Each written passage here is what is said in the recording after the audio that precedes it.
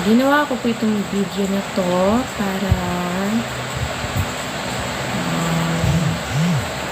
magbigay na rin ng tips sa mga gustong magpakasal ng mga partner na foreigner.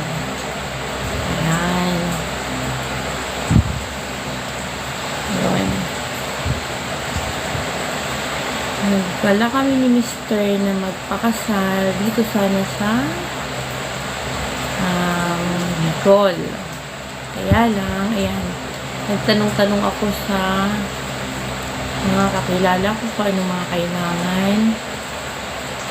kailangan, mga requirements para magpakasal dito sa Bicol. Civil lang. Then, ayan, ang kailangan pala dito ay yun, number 1, legal capacity. Nakukuha yan sa embassy. Notary daw. Notary. And number 2, Senomar. Ito na may makukuha sa PSA. Ayan. And number 3, both yan na. Yung Senomar. Senomar ninyong mag-asawa. At legal capacity kasi siya ay foreigner. Pupunta ka sa embassy ng, kasi ang asawa ko ay from United Kingdom. Doon siya kukuha ng legal capacity. And yan nga, number 2, Senomar. Pareho kami kumuha. Ayan. Then, sa PSA po yan. Nag-request kami online. Ayan. Then, birth certificate. Both kami. Pareho kami. Yan yung kailangan, birth certificate. And number 4, passport niya. And number 5, cedula. Makukuha naman yun sa barangay. Ngayon, pumunta kami ng Manila. Marami akong tinanungan. Talagang huwag lang kayo mahiya magtanong. Ayan. May nakapagsabi sa amin, pumunta daw kami ng Manila City Hall. Kasi doon kami pumunta sa Binondo, Manila para kasi buwan-buwan siya nagbabayad ng kanyang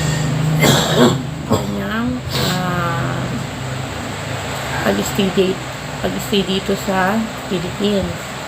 Nagbayad yun sa immigration monthly. Ayan. Tapos nagtanong-tanong na rin ako.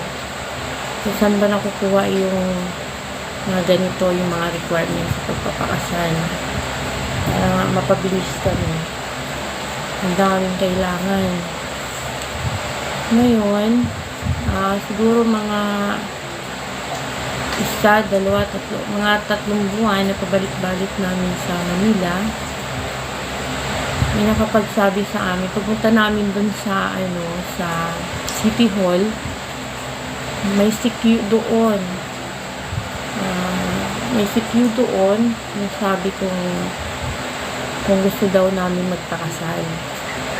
At yun naman talaga yung gusto namin, magpakasal kasi yun yung kailangan. Ayan. Sinamahan kami ni Kuya. Bait naman si Kuya. Pero may pag-aalinlangan ako kasi nga, malay mo ba, scam.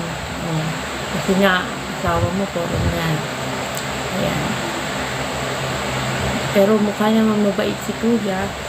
Ayan, pumunta kami dun sa kasi napakalaking building ng Manila City Hall. Pumunta kami doon. Ayan. Pero nandiyan pa rin yung pag-aalala ko na baka ma-scam lang kami. Ayun, hindi namin akalain na may kakasal kami. Katulong ni Kuya. Meron doon, wedding coordinator, mga wedding niya. Babae siya. Ayan, kinuha sa amin yung buti na lang pag napunta kami in Manila, kumpleto na yung mga ano ko, lahat na naka-Xerox, lahat na yung mga IDs, lahat dyan pina-Xerox ko na dito 3.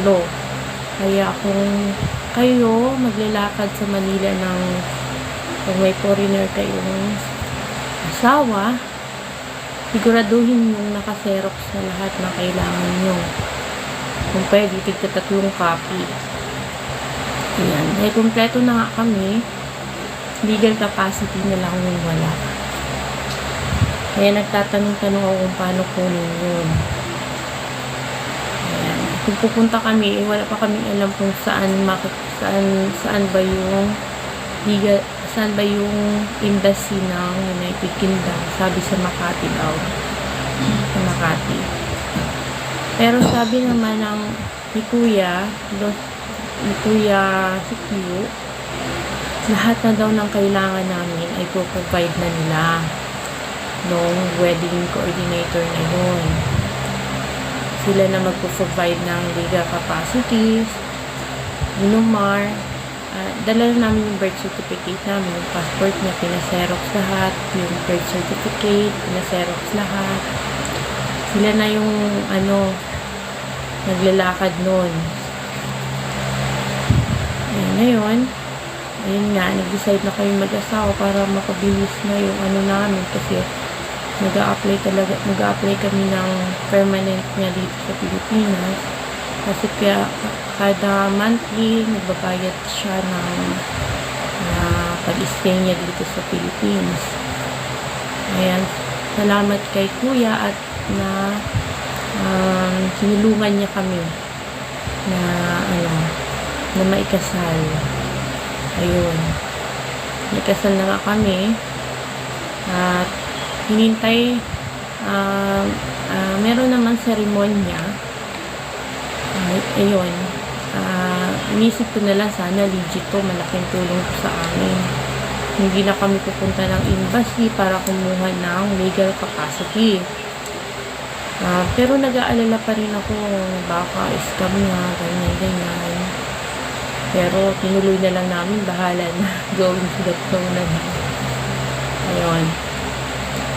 May seremonya naman, may singsing na rin kami kung gusto daw namin bumili. Kaso hindi na sinistay ng singsing, hindi na kami bumili. Meron na kaming ninong-nina kasi nasa legal age na kami.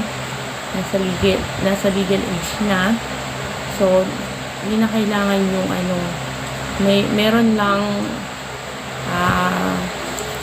meron lang tawag doon, yung parang ninong-ninang, sila yung saksi sa amin. May judge naman. Ayun, nagbayad kami ng 20k. Ayun, kompleto na yun. Ngayon, masaya kami ng asawa ko at nakasal kami. Pagkatapos ng isang buwan, bumalik kami dito sa Bicol. Tumawag sa akin. Sabi, nandiyan na daw yung aming marriage license. Yun.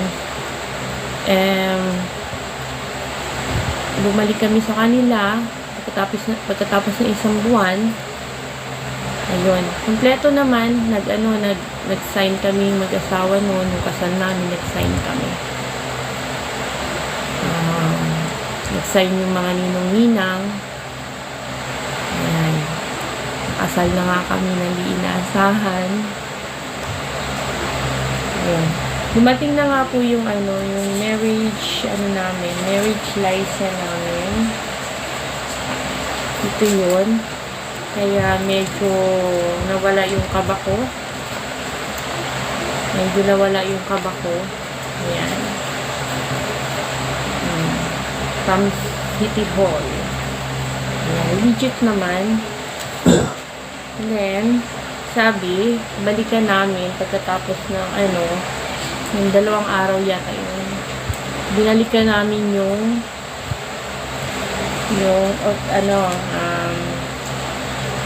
tawag pala doon. Yung What are you on about? American Army. binalikan namin yung I'm not American Army.